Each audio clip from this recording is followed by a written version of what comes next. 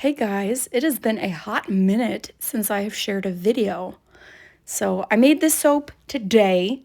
I cut it after 4 hours. This little sludge here, it is aloe. I have a huge aloe plant at my house, and I always thought, like, what would happen if I put it in soap? So I scraped all the goo out of the inside. I blended it up in a blender. I put some kombucha with it because I love kombucha soaps. I mixed those. I put them in a little ice cube tray, froze them, and that is my lye solution, is that sludgy. That is why I strained it, because I was like, I just don't know. Are the chunks gonna pose a problem? I didn't know, so I strained it out. This is the fragrance oil going in with rosin clay as well as kaolin clay. The fragrance oil is almond from Nature's Garden.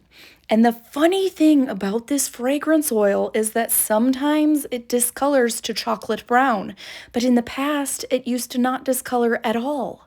So I don't know if they did their formulation differently and didn't tell us. I don't know. That happens sometimes. You gotta watch it. But it does discolor. It used to be one of those that was really great to use as an alternative to vanilla because it didn't discolor. But alas, now it does. So this is rosin clay going in. I didn't use as much as I normally do for clays because I just wanted it to help with the discoloration and not like make a dark brown soap, because I can do that. I just didn't want to. So this is going to be going into my 5-pound sliding mold from Brambleberry.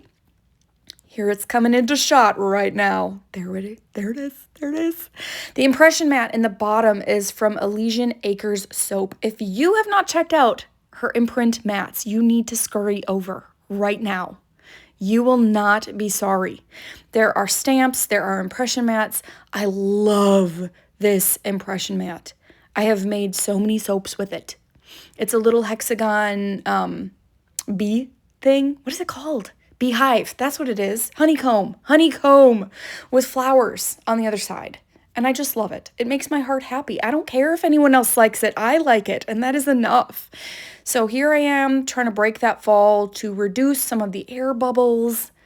I did still get some air bubbles, but I kind of tamped those out at the end, and then I sprayed with 99% isopropyl alcohol. I always keep that on hand in a little spray bottle near my workstation.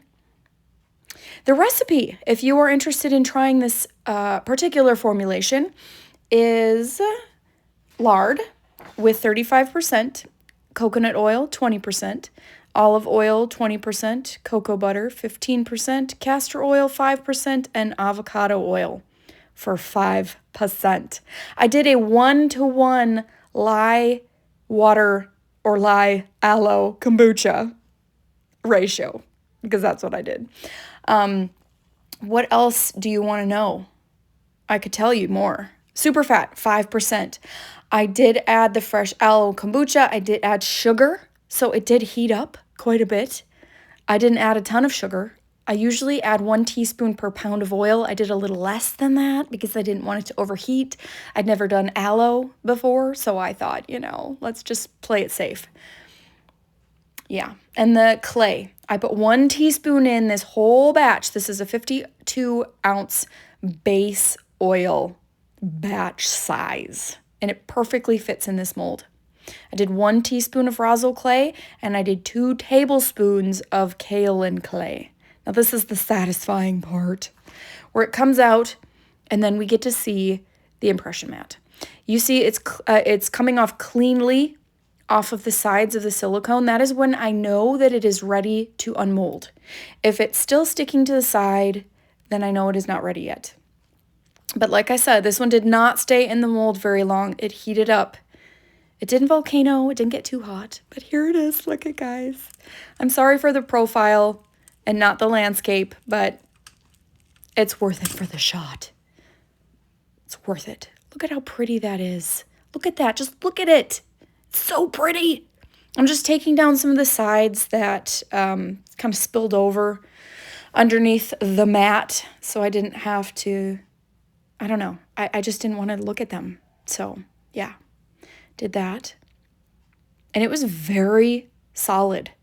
I struggled cutting this one because it just didn't want to be cut at a certain point. See, it's bending over. Yeah. This soap cutter, I am asked all of the time about this cutter. I got it from Nurture Soap. They no longer carry this particular kind of cutter. See the partial gel? See that? Yeah. It got hot, but not hot enough. Anyways, I am sticking all of my soap pieces, my soap bars together, hoping that as they cool down, that little circle thing will go away. It usually does. Anyways, the cutter, Nurture Soap does have cutters now, so you can get them. And I can only imagine that they're fantastic quality because this beast of a cutter has cut hundreds of loaves of soap. It is going strong. It is so solid. There they are. There they are. Now you can see the detail really close. See that? Yes. I love it.